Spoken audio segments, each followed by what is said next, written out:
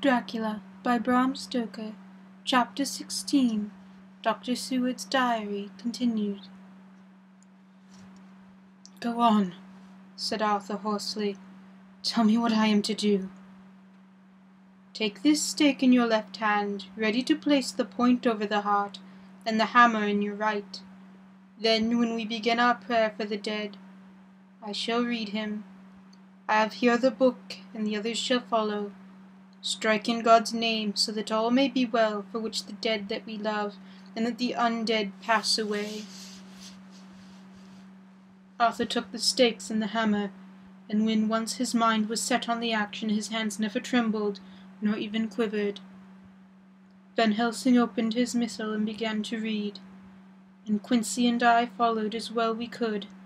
Arthur placed the point over the heart, and I looked. I could see it in the dint of the white flesh. Then he struck with all his might. The thing in the coffin writhed, and a hideous, blood-curdling screech came from the unopened red lips. The body shook and quivered and twisted in wild contortions. The sharp, white teeth champed together till the lips were cut and the mouth was smeared with crimson foam. But Arthur never faltered. He looked like a figure of Thor, and his untrembling arm rose and fell, driving deeper and deeper to the mercy-bearing stake, whilst the blood from the pierced heart welled and spurted up around it. His face was set, and high duty seemed to shine through it. The sight of it gave us courage, and our voices seemed to ring through the little vault, and then the writhing and quivering of the body became less, and the teeth ceased to champ, and the face to quiver. Finally, it lay still. The terrible task was over. The hammer fell from Arthur's hand. He reeled and would have fallen had we not caught him. Great drops of sweat sprang out on his forehead, and his breath came in broken gasps. It had indeed been an awful strain on him, and he had not been forced to task by many more human considerations, he could never have done through with it. For a few minutes we were so taken up with him that we did not look towards the coffin. When we did, however, a murmur of startled surprise ran from one to the other of us. We gazed so eagerly that Arthur rose, for he had been seated on the ground, and came and looked too, and then was glad. A strange light broke over his face, and dispelled altogether the gloom of horror that lay upon it.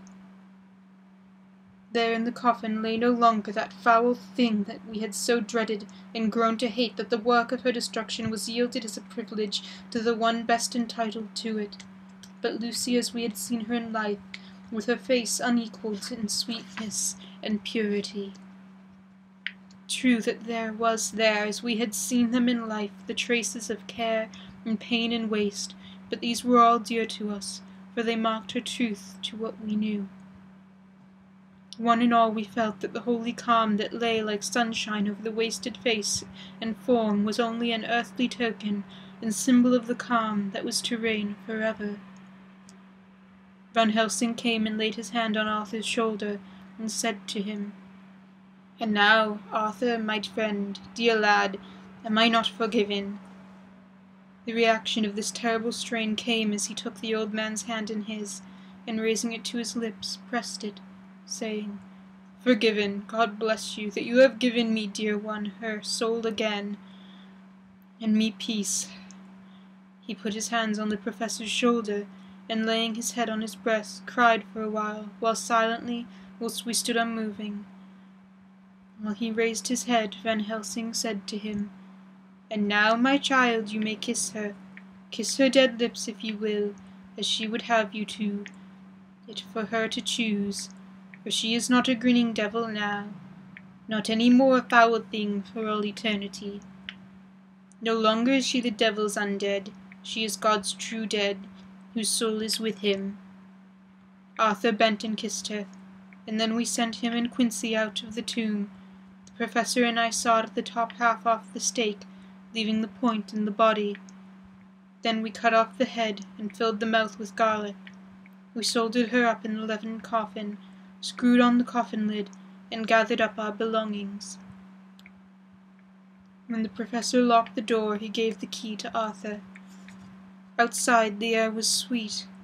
The sun shone and the birds sang, and it seemed as if all nature were turned to a different pitch.